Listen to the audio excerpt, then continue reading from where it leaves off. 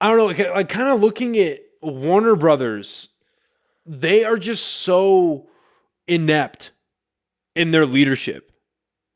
And there are obviously a bunch of conversations that you and I will never hear. You know, that the mass majority of people will never hear behind the closed doors and all that insanity, you know, whatever goes on there. But like, we see the product of it. And I saw a really good, it was a funny comment, but it's the truth. I was on one of the Snyder Cut trailers, and the comment was, Marvel just got done doing 23 movies, and they've already pumped out 2 shows. DC is still editing their first Justice League movie. Like, it's a bit of a reduction, a simplification, but it's the truth. It is that, and I tell Mason that all the time because he's not a fan of DC at all. I've tried to get him into it several times, but he won't. He's huge Marvel fan, and I said it. Marvel did a better job of setting up, you know, their Avengers movie than how Justice League did, or Justice League, Warner Brothers did with Justice League.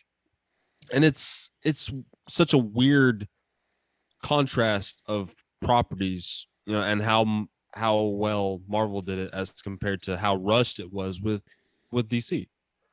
Yeah, and well, and I disagree. I don't think DC did a bad job setting up Justice League. I think they hired the wrong person for what they wanted. I would agree for with what that. they wanted, right? Now, agree with that. what I want is what Snyder's been doing. That's what I want. But I've also been like reading these stories and invested my time into this as I was like a kid, right? That's who Snyder's making these movies for.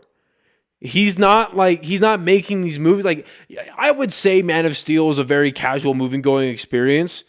But with like Batman versus Superman, the more you know about the characters behind the movie, right? The more you've read, the more intuitional decisions you can make about their characters, about what's possibly happened, why things are possibly happening, the more you get out of the movie.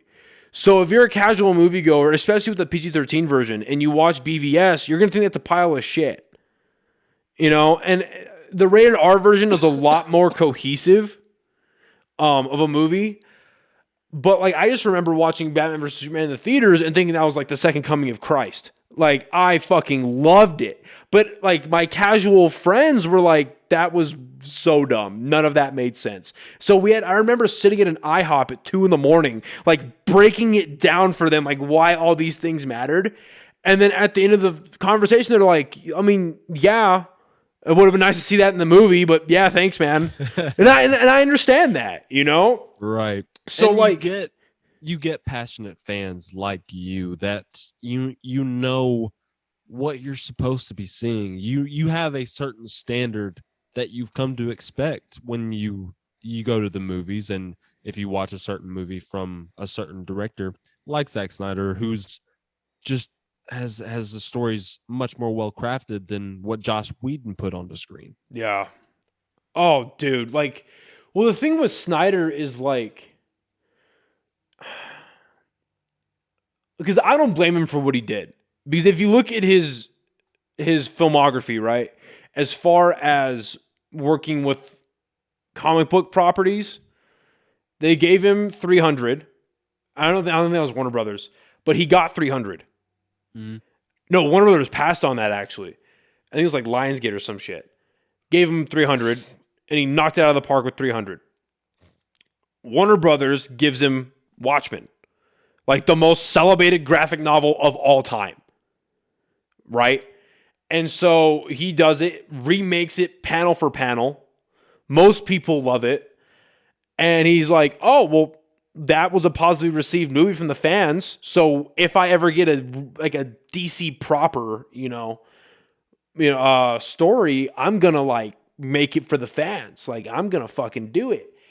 And if you watch interviews specifically from Affleck, in the time that BVS was coming out, he sits down and he goes like, look, this is not made for critics. Like, this is made for the fans. Like, this is not, because I remember especially he said that on Fallon, because Fallon was like, I saw the movie, it was huge, it was loud, I loved it. People started like clapping, and Affleck's like, yeah, but this isn't made for critics. Like, this is made for fans of the comics. Like, don't go into it like that. It's a fan movie.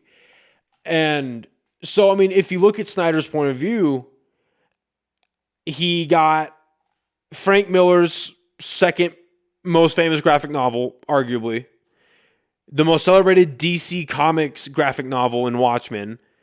So it makes complete sense that in Batman vs. Superman, he adapts Frank Miller's most famous graphic novel and one of the most celebrated graphic novels from DC, The Dark Knight Returns. That makes perfect sense. Right. And I mean, it's well known now, but he wanted to do like a 5-movie story arc. He didn't want to do an entire cinematic universe. He wanted to tell his story because the dude is used to reading comics. He wanted to give the 5-issue summer arc, you know, right. like the big event. Or I mean, you could even like look at the Snyder Cut, how long that fucking movie is. You could look at those parts like that's a 6 or 7 issue miniseries. Right? That can be easily put to page.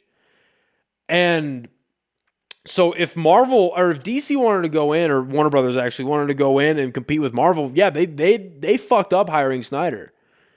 But they made, in hindsight, they made the right move, because Snyder, I think, is the only director, aside from maybe if they were to manage to get Christopher Nolan back, but I don't think that would have worked just because of people expect a grounded version when grounded is the last thing they need to be.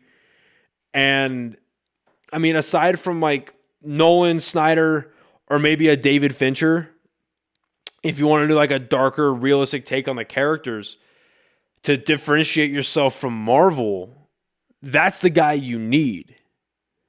Yeah, it's just interesting. And then with going back to like the Suicide Squad, I'm just interested to see like how much that relates to Snyder's universe. Because, I mean, Margot Robbie, well, really anybody carrying over from the first Suicide Squad movie, because that movie was fucking atrocious. But anybody carrying over, that's Snyder's universe. Like, they were helped casted by Snyder. So it'd just be interesting to see what they do with that. You know, like, because like in reality, you know, you've got Peacemaker. That show's going to take place in the same universe as Ben Affleck's Batman. Like, that's just a reality. Unless Flashpoint kind of, like, fucks things up and does all that. But, it's like, I'm assuming you saw Snyder Cut, right? I did. Yeah. I don't get how you end that movie and then not continue.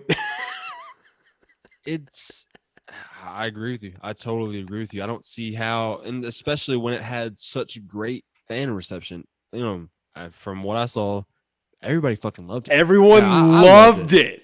I loved it. And I don't see how, if you're Warner Brothers, how you don't pay attention to that. And, you know, they did it already with, you know, bringing the Snyder Cut, bringing it to HBO Max. You have to think that they're not tone deaf and realize, hey, this could become something. This could be maybe the best thing we've done in a long time. Yeah, and it's like you said. I see it, you know, more and more with the more Disney pumps out. They're making these Marvel movies more or less now for the critics, and they're making them to be box office darlings. They're making to be these powerhouses. I mean, you saw with Endgame, you know, the highest grossing movie of all time. 100%. Except for when Avatar came back out. But yeah. Yeah, China. Yeah. I had to stick it to Disney one last time. But, you know, and we see it, they don't have the same type of stories compared to DC. You know, they're very campy. They're very just set in, I guess, just this happy tone. I mean, maybe excluding Infinity War.